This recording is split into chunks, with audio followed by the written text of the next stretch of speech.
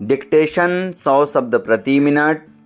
Ready start. अध्यक्ष महोदय, हमारा देश कृषि प्रधान देश है। खाद्यान्न के मामले में देश आत्मनिर्भर हुआ है।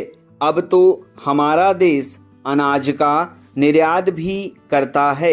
यह हमारे देश के लिए बड़े गर्व की और प्रसन्नता की बात है कि हम आज बहुत सी चीज़ों का आयात और निर्यात कर सकते हैं, लेकिन चीनी, चावल, मक्का, दाल, तेल निर्यात करके हम दूसरे देशों से पानी आयात कर सकते हैं।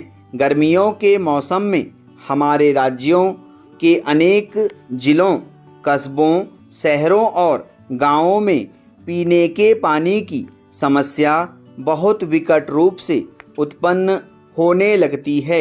यह भी हमारे देश की उन गंभीर समस्याओं में एक सबसे बड़ी समस्या है।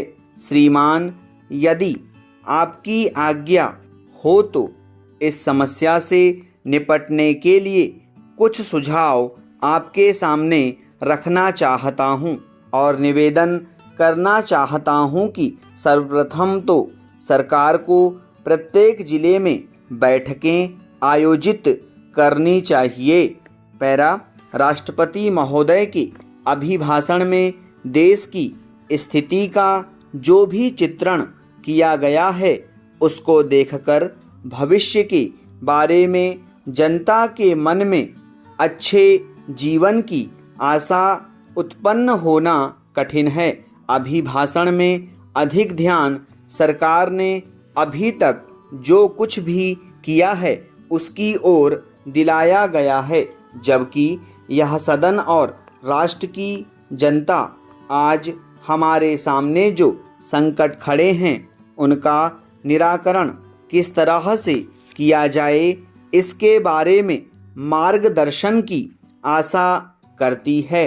राष्ट्र जीवन के भिन्न भिन्न क्षेत्रों में सरकार के द्वारा अपनाई गई नीतियों के परिणाम सामने आए हैं और मुझे यह देखकर बहुत दुख होता है कि राष्ट्रपति महोदय के अभिभाषण में देश की सुरक्षा व्यवस्था के लिए, देश की एकता के लिए जो नए नए संकट खड़े हो रहे हैं, उनका कोई भी उल्लेख राष्ट्रपति महोदय के अभिभाषण में नहीं किया गया है।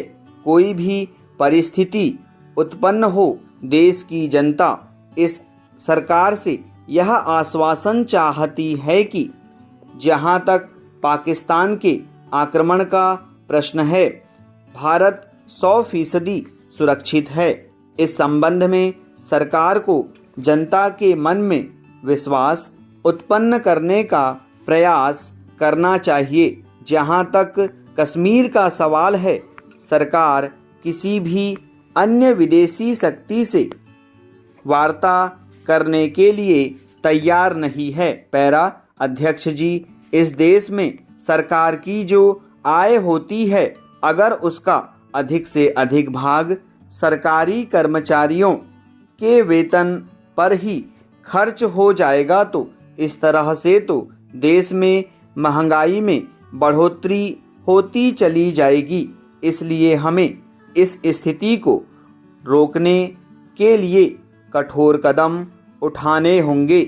आज देश में जो लोग भी काला धंधा करते हैं, उनके साथ कड़ाई से निपटना होगा और जो बड़े बड़े व्यापारी हैं, उनके साथ भी सख्ती बरतनी होगी। सरकार की इस समय जो नीति है, उसकी जो विचारधारा है, उस पर हम सबको फिर से विचार करना होगा, जिससे देश की हालत में सुधार हो सके।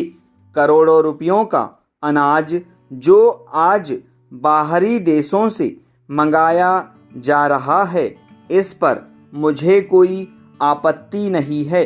सरकार ने एक बार अनाज का व्यापार अपने हाथ में लिया था, और उसके बाद फिर सरकार ने व्यापारियों के भरोसे पर इसको छोड़ दिया। स्टॉप।